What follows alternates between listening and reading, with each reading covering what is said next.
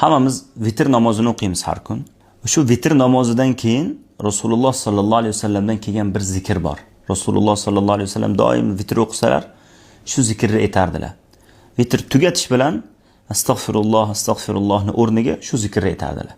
Ubay ibn Ka'b radhiyallohu anhu rivoyat qilgan hadisda Rasululloh sallallohu alayhi vasallam vitr o'qiganlaridan keyin Subhanal malikil quddus deb 3 marta aytardilar.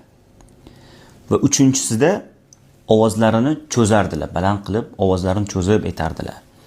Ya'ni Subhanal malikil quddus, Subhanal malikil quddus, Subhanal malikil quddus deb ovozlarini cho'zib aytardilar. Biz ham shu sunnatni o'zimizga odat qilib olishimiz kerak. Rasululloh sallallohu alayhi vasallam yana bir sunnatlariga amal qilgan bo'lamiz.